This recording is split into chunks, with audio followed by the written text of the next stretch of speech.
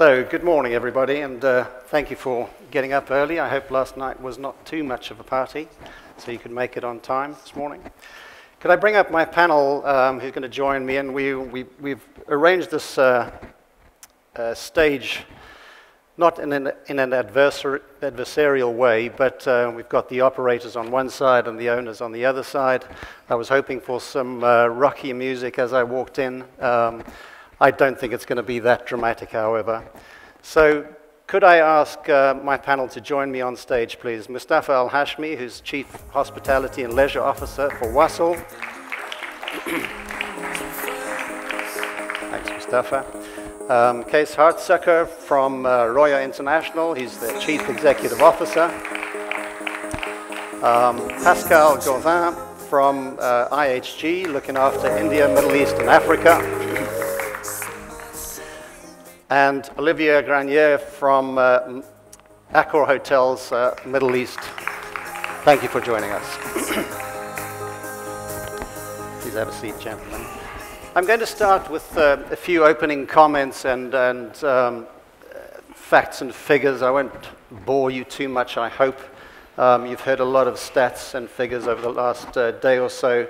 But just to put the conversation in context, if we look at RevPAR, the key indicator for hotel performance, if we look at Dubai specifically, February 2016 versus February 2015, we're 15% down. Same period, Saudi Arabia 13% down, Qatar 24% down, Oman 13% down, Kuwait 4% down, and Bahrain 5.5% down.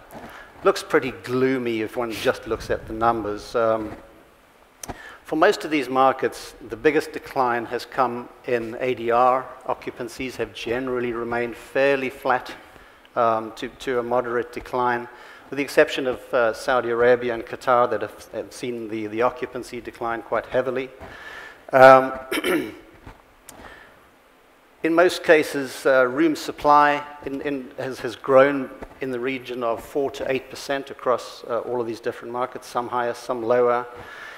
Demand is generally slower than it has been in recent years, ranging from 1 to 7% depending on the territory, but we've seen actual declines in demand in Qatar, for example, and in Saudi Arabia.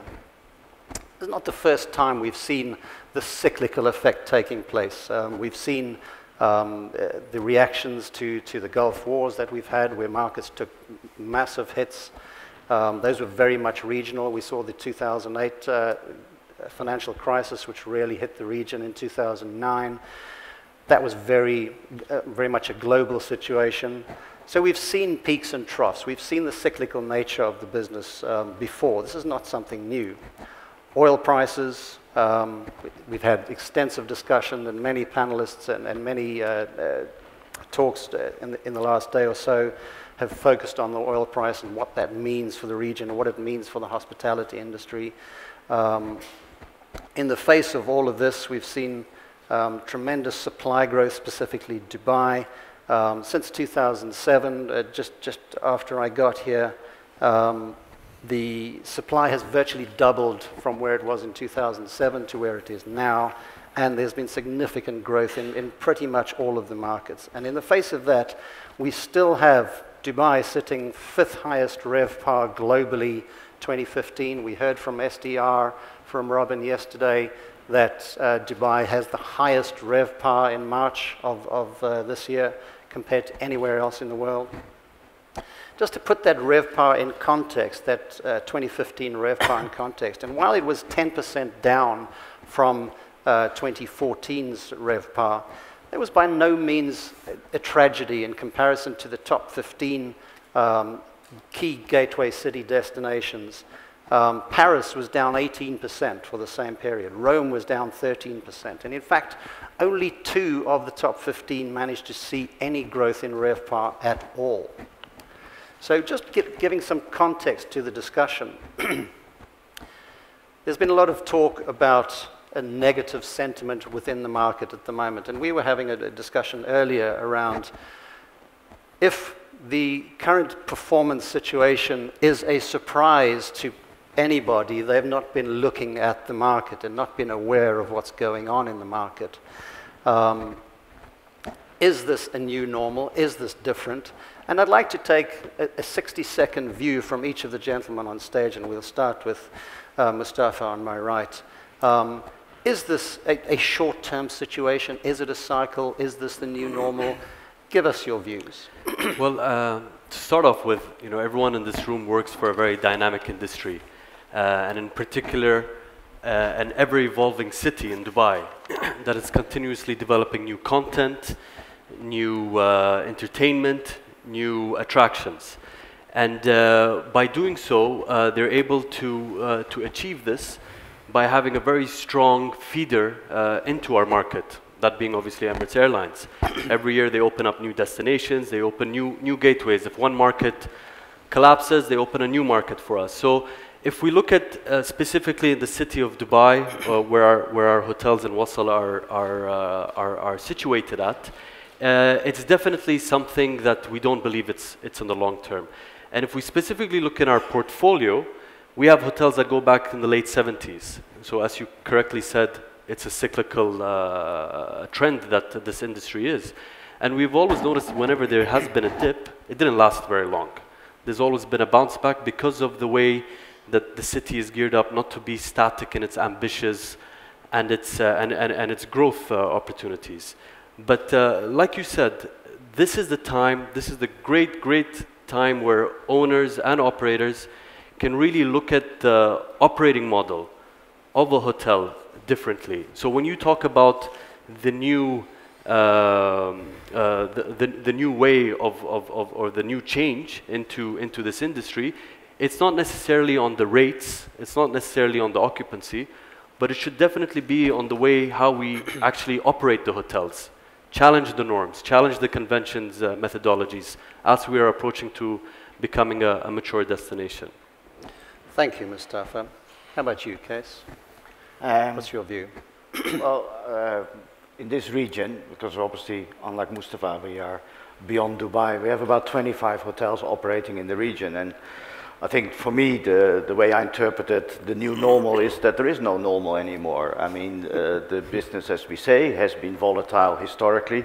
And like anything in a more globalized world, the cycles are becoming shorter and often more extreme than we're used to. So I think what our industry needs to face is a much more flexible model to react to that. We have to drive revenue when the times are good, but we also have to understand how to drive revenue when times are bad. And as Mustafa just mentioned, we have to also look at the operating model as such. We need to shorten our reactions. We have to be much more proactive.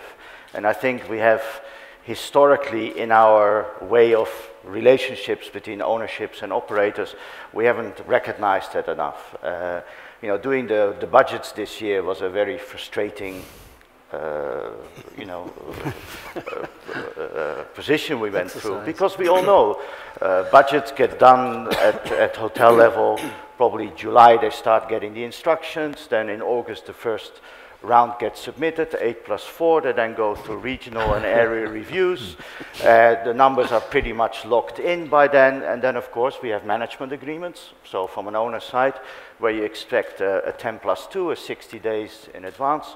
So by the time the budgets are being presented, already nobody believes in the numbers, and this deflates the confidence into the way looking forward. So this is not putting the monkey on anyone's shoulder. This is about us as an industry needing to face that there is no stability anymore. Just like the booking windows have changed, we need to change, and that is our operating model as well on property, as well as how we as owner and operators work together. Thank you, Kees. Olivier, is this different? Well, if we're talking about the period 2011, 2014, where you expect a double-digit growth for each new project, you expect to reach 80% occupancy. Whatever is the location, whatever is the brand, whatever is the positioning of the project, this period is probably over, and this is probably good news, having in mind that we are entering a phase with, of course, more challenge, but also more maturity. And this type of discussion regarding more reactivity, agility, new type of relationship between the owners and operator is definitely now becoming more and more important in this in the news market. What is probably not normal in the present situation, this is as per the figure that you mentioned, we still, as you mentioned, still very good occupancy level. However, we have a strong pressure on the rates, and this is, we all know the cycle in the hospitality industry, where it's driven usually by the occupancy, and when we're losing occupancy, then we have the pressure on the rates, and in order to come back, we need to see again occupancy. There is in Dubai still a very good level of occupancy. So hopefully one of the key takeaway of this today's conference is better understanding of the present situation, which is not normal, and how we have between owners and operators to look carefully at our prices, not to follow systematically all the trend, in order to protect the interests of the owners and prepare the futures with the fundamentals, which are quite good. Thank you. Pascal, what is IHG's position on where we sit in the cycle at the moment? I can't agree more with my colleague and our owners, which are very important in the equation. We are in a cycle, and we are here long term, and we have to focus on long term. It's not because we have sometimes some cycle going down or going up that we need to change our strategy. So we need to continue focus on our brand. And as a global operator, we need to really make this brand absolutely relevant to our guests. Because at the end of the day, the guest has choices, which is absolutely great. So if you invest in your brand, InterContinental, Crown Plaza, Holiday Inn, and invest in your people that are delivering this brand, you're in the right. And that's what us as global operator needs to bring into the equation. Because you are talking about revenue, and that's what we need to be focused on, developing more revenue. And there is no better way for us to make our brand really attractive to our guests. And of course, we need to deploy all the tools we have, like our loyalty program, AHIC Rewards Club, Ambassador program, just to make sure we are agile and continue focusing on our guests to ensure when they come to our hotel, they have the great, relevant, differentiated, branded experience. They come back, they are loyal to us, they use our channel to really book. It makes it cost effective, and we're focusing on the bottom line. Excellent. Thank you for that. So nobody's overly worried about the situation. This is what I'm getting from the panel so far. So Mustafa, Wasl currently operating 14 properties, ranging from upper upscale to upscale. You're betting quite heavily on the mid-market. I think you have 10 new properties opening in the next couple of years. Where is your focus? Where are you putting pressure on your operators? Are you looking for them to protect ADR, protect occupancy? Is it a mixed bag between the difference? Tell us what you, as your ownership strategy, where is that focus?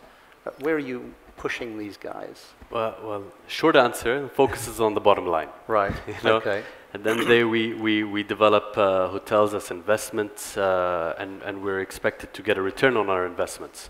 So definitely that is the main focus. But when you specifically ask on ADR and occupancy, it can't be one or the other.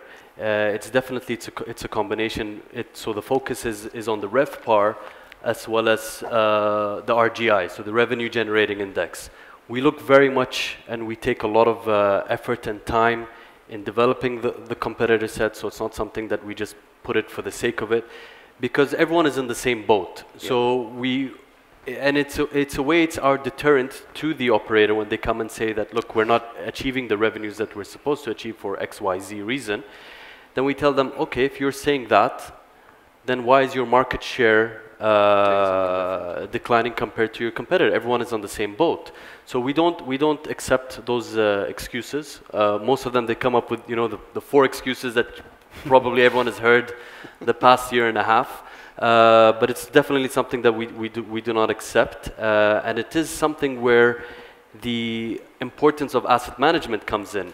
The reason being that is that most general managers, when they come in, not all, but quite a majority of them, they come in for a certain period of time, whether it's 3 or 4 years. They do their stint, they try to tick their boxes and their KPIs, and then move on to the next project, you know, for their CV.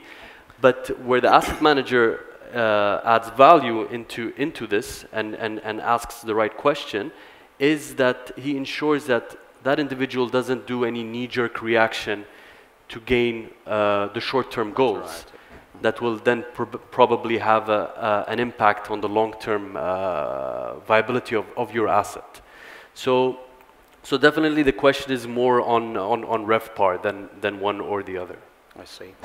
Kees, from your standpoint, again, picking up on a point that Mustafa raised around the difference in what the operator wants, what the operator tries to achieve in terms of its day-to-day operations, the general manager generally at the head of that ship driving that, versus the owner's expectations and owner's desires.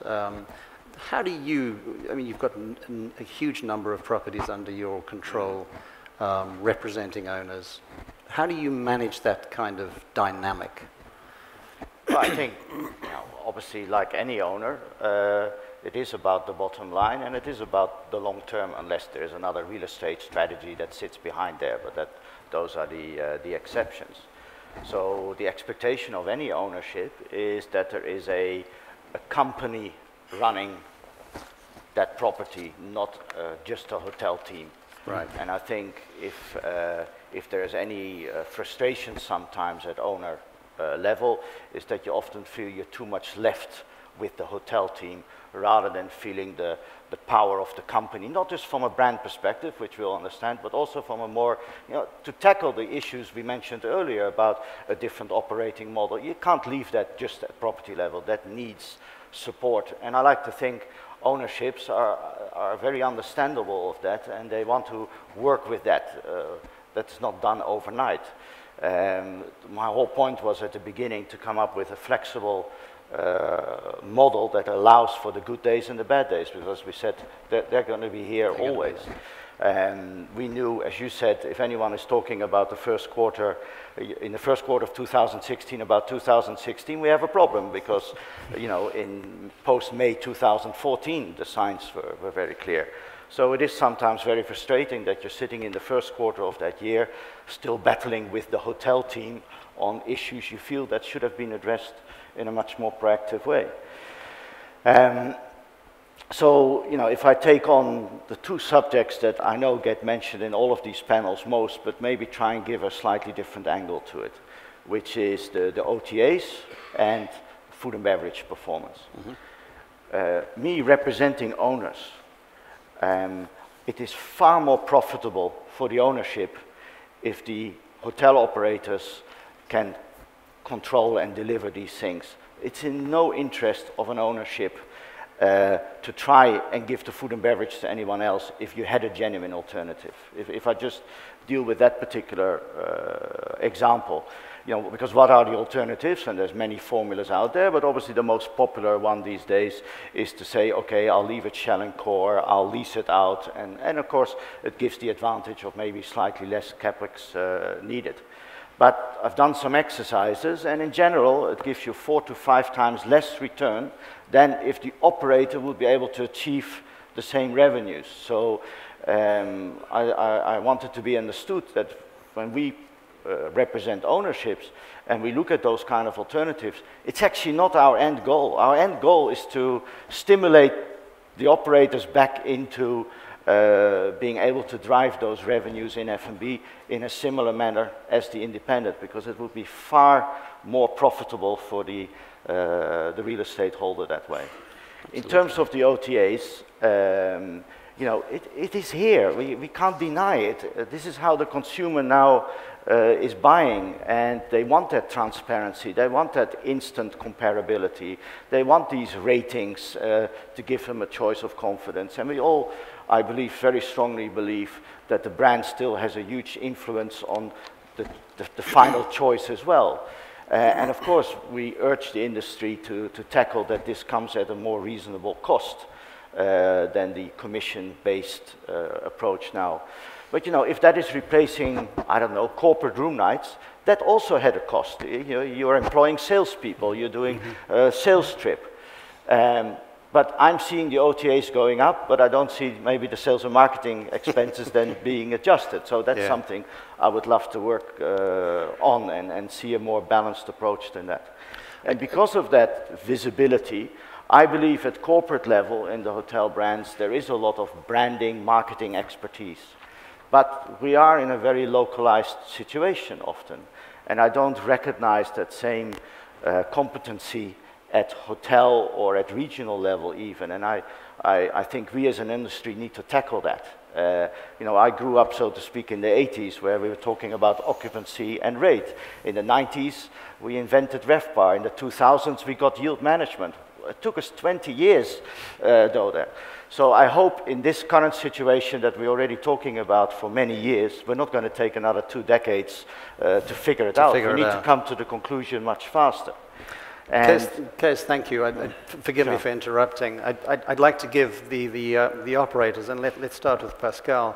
I think we'll leave the OTA debate off the table for the moment. We may come back to it a little later. It's a very thorny one.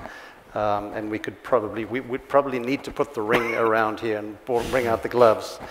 Let's talk about food and beverage. Kees raised a very interesting point about food and beverage and outsourcing of food and beverage. In certainly the Dubai market, food and beverage is ultra competitive. There's a massive requirement for something new, something interesting to stimulate demand into food and beverage. Is this something that the operators, only speaking for yourself from the IHG point of view, are you able to contribute and drive that volume that is required, that makes it more worthwhile for the owner to hold on to that food and beverage operation under your management than outsource and simply take a rent?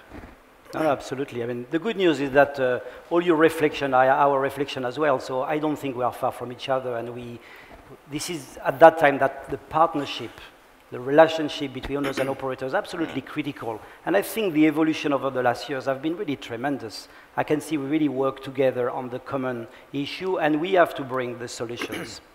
F&B is an important part of our business. You were talking about yield management. We already in total revenue in Torre for a couple of years, so we've moved on.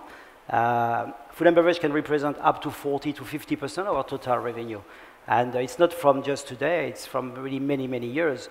We need to understand what we are great at and where we need to have some maybe signature restaurants with us that could be with, correspond to the market. In InterContinental Dubai Festival City, we have Pierre Gagnère, for example, which is our showcase, and El Pas, really driving great business. But we are managing ourselves our all-day dining because we believe, we know how to do it really well.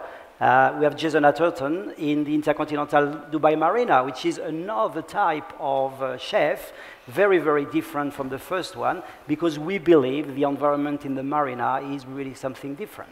And, OTAs, we don't need a ring and a boxing ring to talk about OTA. I think OTA is important for all of us because it's a fact. And OTA are great at certain time, and we want to have them because they are giving us some business at the time that we want.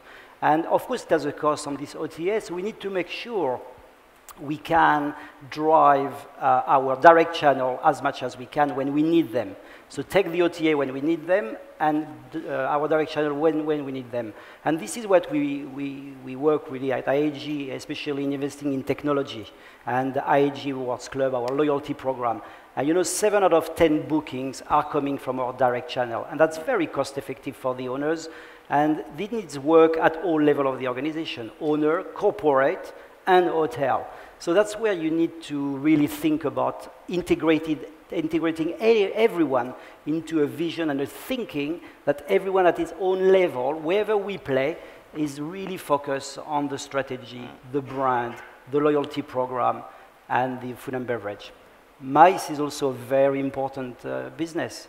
And MICE can be driven hotel level, but also at corporate. We have really a lot of action this year to ensure that the MICE business is coming to a hotel even more and more, and we are even building more spaces to ensure that this revenue is coming to our hotel. Because MICE give you everything, the rooms, the food and beverage, and the other element, like the spa or anything else. So total revenue, I think, is key. Thank you. Let's bring it back to the key points under discussion, and that is new normal and what this means. Olivier, to you, times are tougher than they have been in recent years. Are your owners understanding, accepting of the fact that times are tough and that performance is a little bit softer? And how are you reacting to this? The relationship with and the discussion that we need to have between operators and owners is obviously a very important, it's quite crucial. This is as per the management agreement, and especially in present circumstances, this is more needed than ever. My appointment coming from the development and after developing some relationship with partners is a recognition that this is important part of the job, to spend time with our partners and to engage in this discussion. However, our owners do not expect only that we sit together and nice discussion and nice words. And this is exactly your point, Mustafa and Kees. This is how we engage in the discussion, having in mind that the present market is the perfect opportunity to demonstrate our capacity as international hotel operators to bring added value, to react, to mobilize our team, and then to look at this with very objective criteria. So there will be winners and there will be losers. And we have to report on how we protect the market share.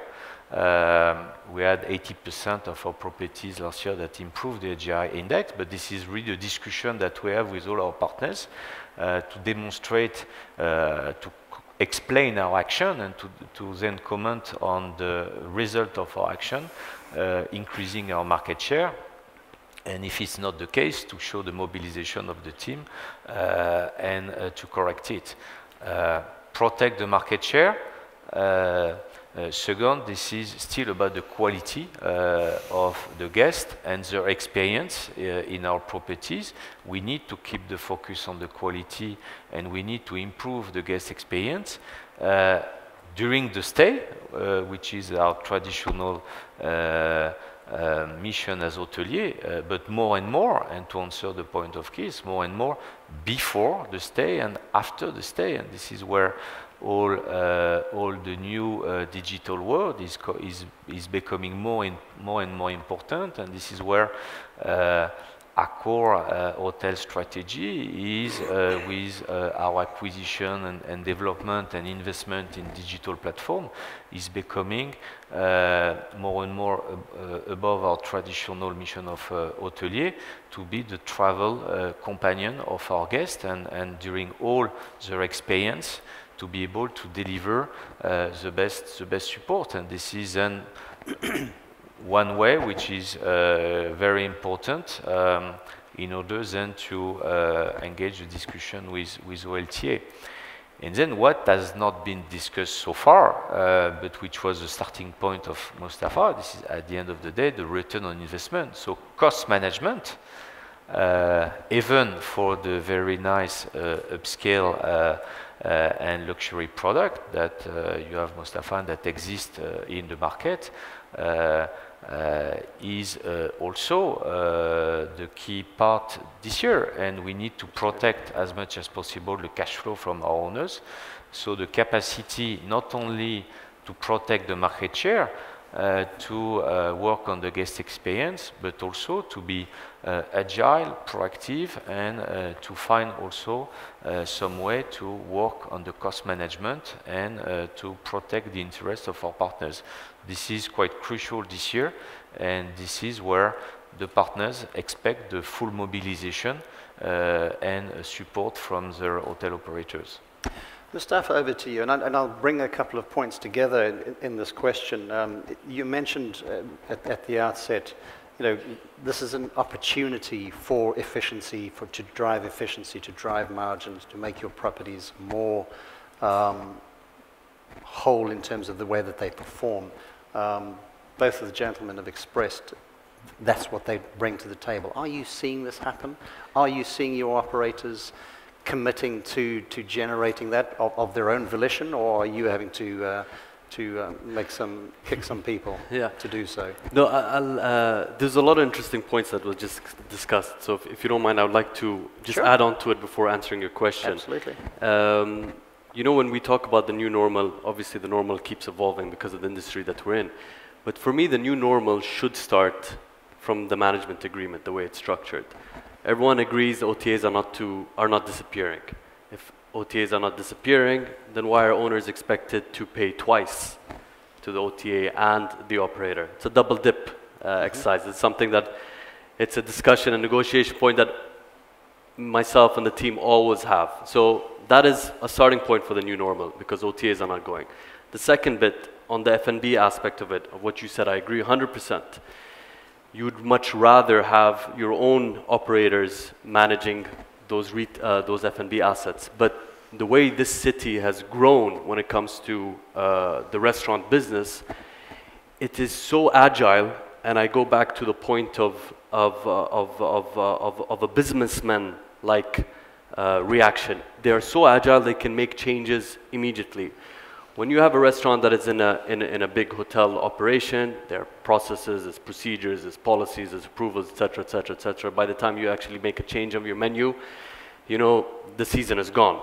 So that is another aspect of it where we want to look at from the design stage, the starting point. So what we do is that when we're designing new hotels, when we think of F&B, we always ensure that the arrival experience to those F&B outlets are not necessarily from the lobby, because that's not what people want. People want to feel like they're going to an individualistic outlet.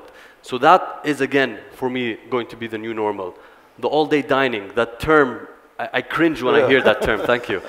Because, I did it for because it's not. It's a breakfast restaurant. It's a huge space, a huge area that we invest in, that takes up from the real estate, that makes money during breakfast. You're lucky, you are really lucky if it makes anything in the lunch and dinner. I agree with you with the lunches. If you have the mice business feeds into it, but that's more or less guaranteed it can be anywhere else. So the other thing is what we do when we talk about the new normal, the all-day dining, the feeling that we want people to have when they walk into it, it's a restaurant that serves breakfast. So when you're coming for the lunch and the dinners, people feel like they're just walking to any restaurant and not into a big buffet station.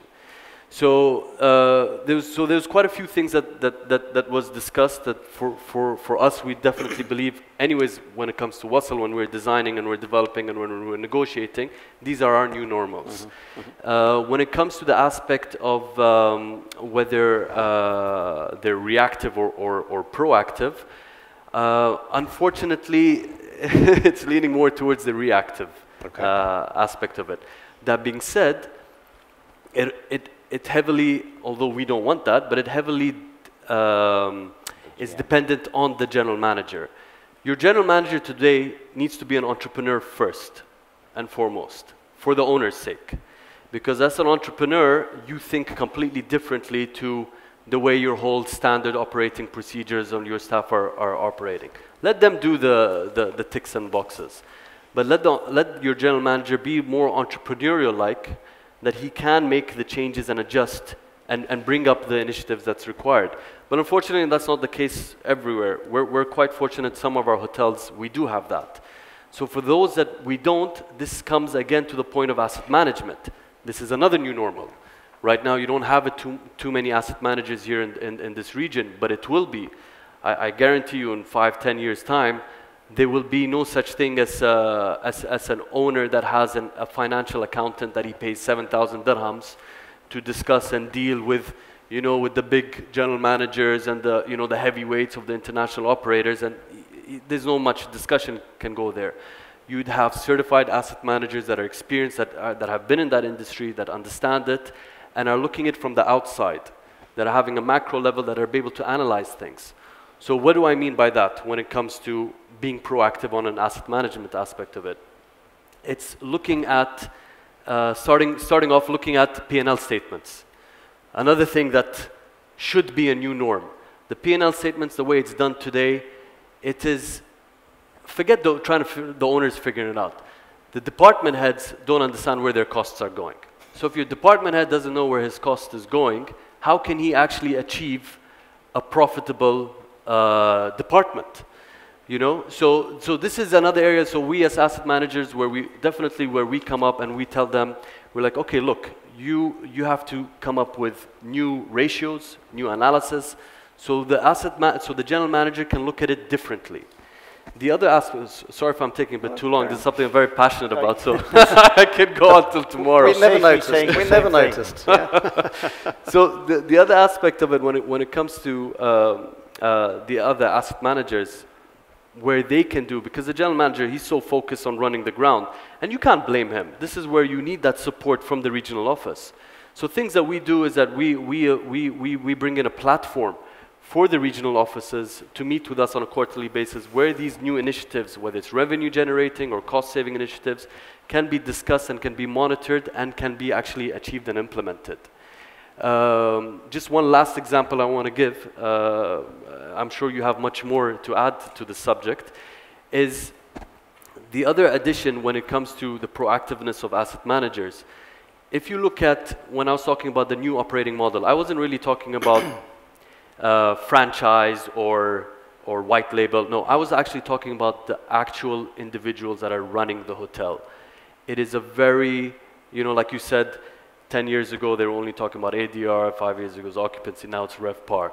So it's the same thing today. Today, the way this region is structured is just layers. The amount of layers that we have, so for example, for a housekeeper to go and do his job, he has a head housekeeper who has a supervisor, who has a room. Why? Why can't you just have a very well-trained housekeeper like you have in the mature markets that has the knowledge and has the accountability to get the job done, where you have just one supervisor doing samples and not actually following through. So this is another area that we realized over time for our legacy properties. We started with a hierarchy like a pyramid, and we ended up with a rectangle. So what happened over there? You know, middle management, you know, you're in the hotel industry, everyone's nice, right? So, okay, you gotta promote this guy, you gotta be nice to this guy, that guy. He's not performing too well, but you know what? He's been there for a long time. Let's keep him. So we ended up with a huge layer that is not required. So these are things that where a good general manager and a strong regional support identify, but that's not always the case. And this is where then your asset managers from the owner's side actually ensure that gets implemented. All very, very good points. And I think one of the challenges that you will find in terms of that ideal, comparing the GCC market from an operator and labor point of view, is that it's such a transient labor force that creates a whole host of challenges in respect of that ownership component. But I want to bring that back to the operators. And is this the ownership at departmental level, is that something that, is it a culture that you are trying to encourage? It's difficult, isn't it? It's not difficult, honestly, and I hope we can have an hotel together one day. You know, we developed a winning culture a few years ago, so people are very much accountable for their results. They have to own their results inside the hotel. And you know, everything you talk about is all about people. It's, yes, about tools and structure, but it's about really getting the right leadership in the hotel, getting the right vision in the company, working as a team. You know, for example, in our corporate office, every corporate member goes to an hotel. We call that a day in a life.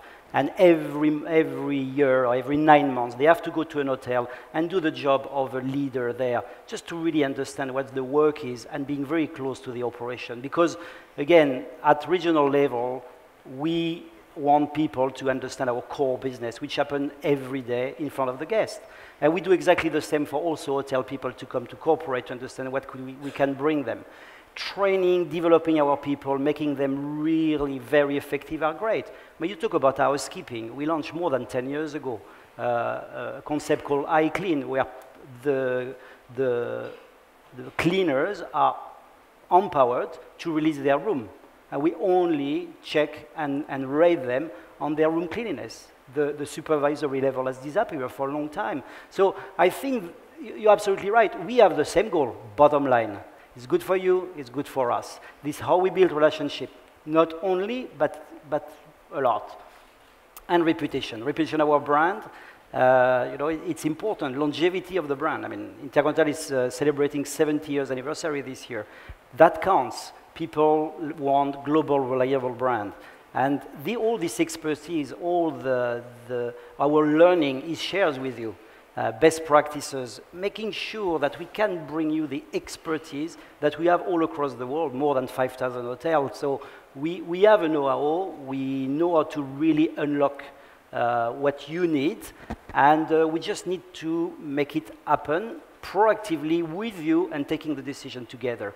And you know, sometimes you say, oh, there is difference between them. It starts by budgeting time, and you were talking about the budget. We moved our budget to December last year on purpose to make sure we have real visibility of the last quarter, to understand we're all on the same place for 2016, because we knew it was written on the wall that things are going to change and move, and it was already changing at the time.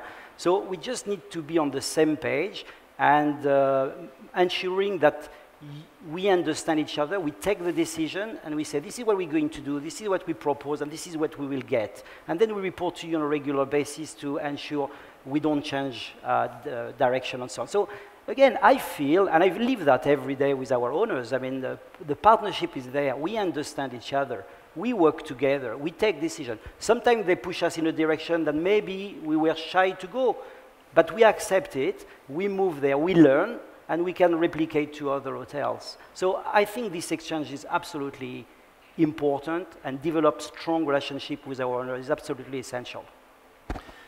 Thank you for that. We're running close to getting out of time. Are there any questions from the audience of the panel before we move on to closing comments?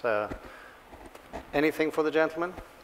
We have a question in the middle here. Can we get a microphone?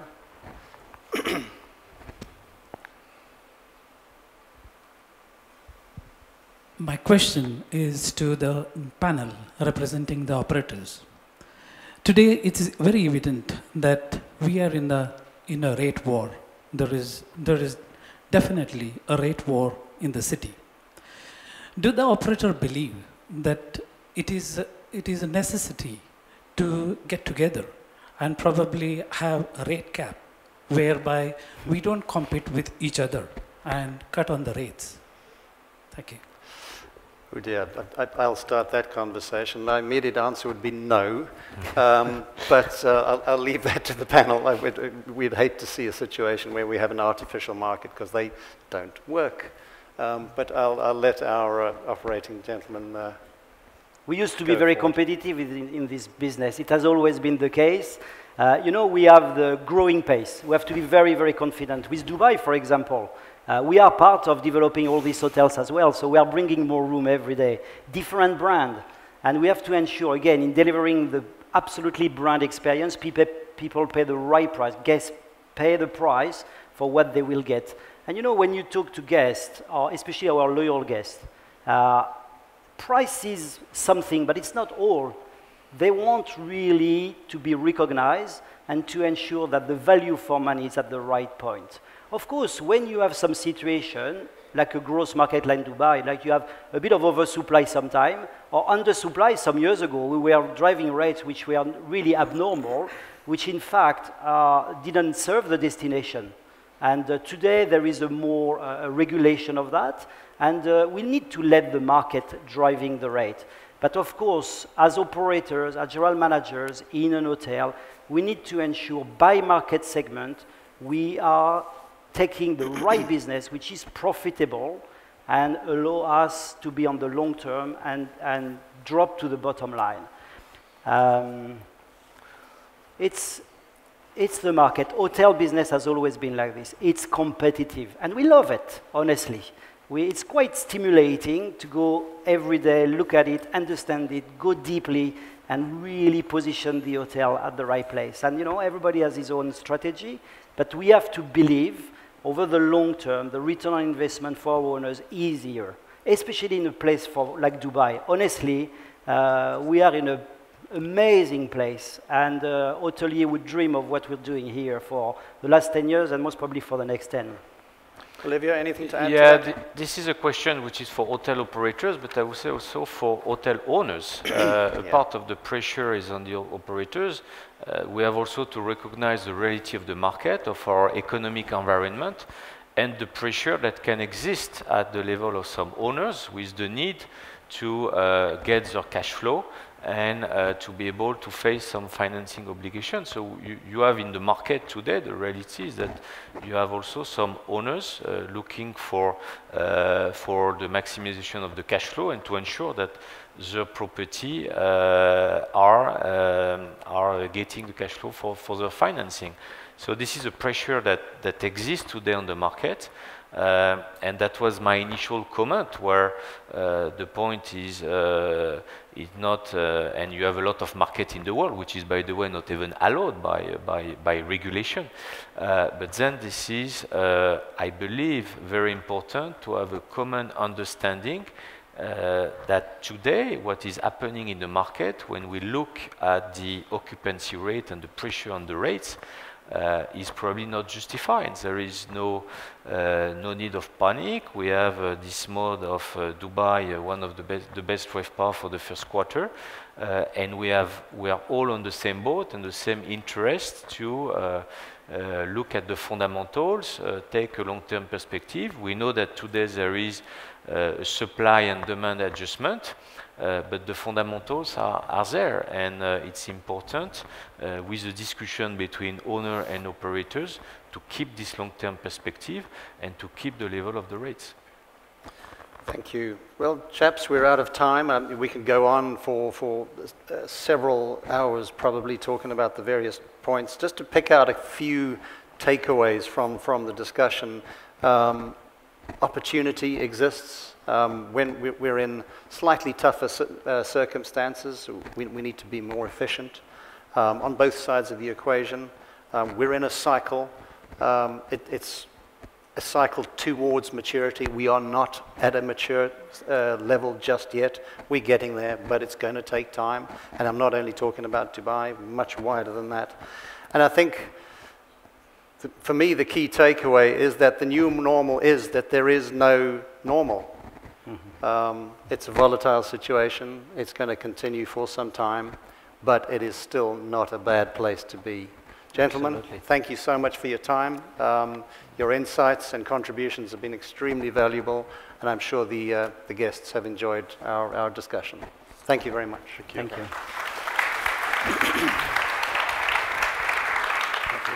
Thank you so much.